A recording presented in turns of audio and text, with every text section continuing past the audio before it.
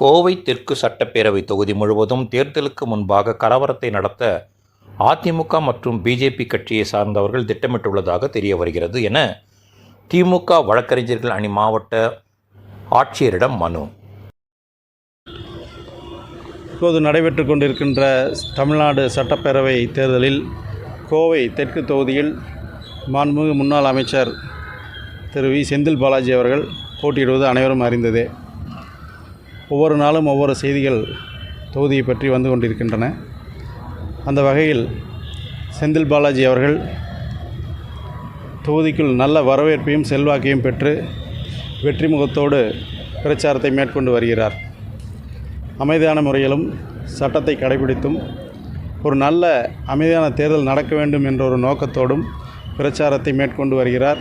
அவருடன் கழக தோழர்களும் அவ்வாறே பிரச்சாரம் மேற்கொண்டு வருகிறார்கள்.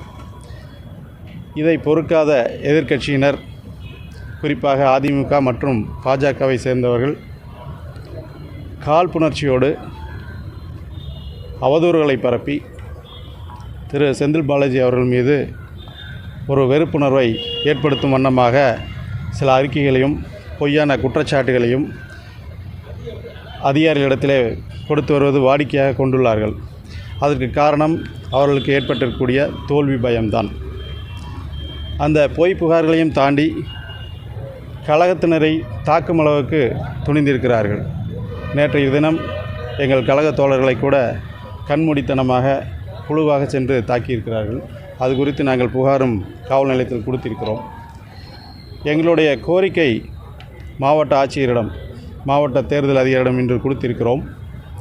என்னவென்றால், நாங்கள் தேர்தல் ஆணையத்திற்கு முழு ஒத்துழைப்பை கொடுத்து அமைதியான ஒரு தேர்தலை, விதிகளுக்கு உட்பட்ட ஒரு தேர்தலை நடத்த ஒத்துழைக்க தயாராக இருக்கிறோம்.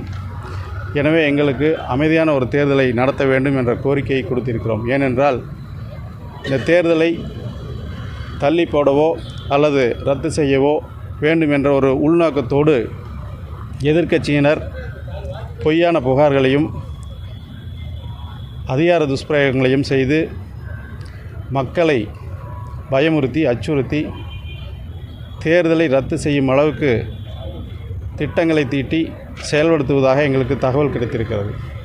அவ்வாறு அது நடக்கக்கூடாது, தேர்தல் முறையாக நடைபெற வேண்டும், அமைதியாக நடைபெற வேண்டும் என்ற ஒரு கோரிக்கையை நாங்கள் தேர்தல் அதிகாரியிடத்திலே இன்று கொடுத்திருக்கிறோம். அவரும் அதற்கு தேர்தல் மிக அமைதியான முறையில் விதிகளுக்கு உட்பட்டு தான் நடக்கும் என்று எங்களிடத்திலே உறுதி தெரிவித்திருக்கிறார். எனவே தெற்கை தொகுதியை பொறுத்தவரை திமுக வெற்றி முகத்துடன் வெற்றியை சுவைக்க தயாராக இருக்கிறது. அதை பொறுக்காத சிலர் இது போன்ற செயலில் ஈடுபடுவதை நாங்கள் வன்மையாக கண்டிக்கிறோம். எனவே அது குறித்து மாவட்ட தேர்தல் அதிகாரியிடத்திலே இந்த கோரிக்கையை நாங்கள் கொடுத்திருக்கிறோம். அவதூறுகள் பரப்புகிறாங்கன்னு சொல்லிடுறீங்க.